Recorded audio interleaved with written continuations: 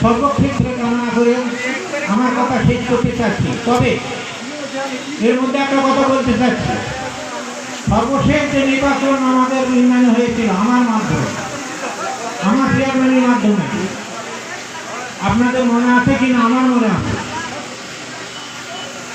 সদরপুরে 37 vote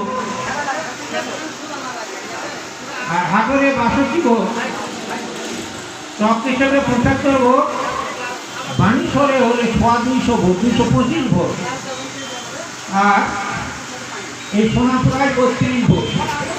তারপরে আপনারা chairman করেছেন। আচ্ছা বলুন, সে অবস্থা আছে না? তাছাড়া ভালো অবস্থা? যদি তাই হয় তাহলে আগামী সকল নির্বাচনে আমাদের ভালো করতে হবে।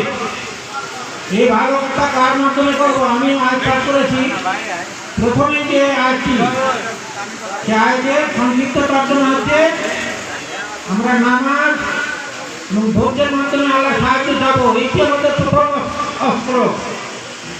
আল্লাহ যদি সাহায্য করেন তাহলে আমরা সাকসেসফুল হবো, অন্যথায় না।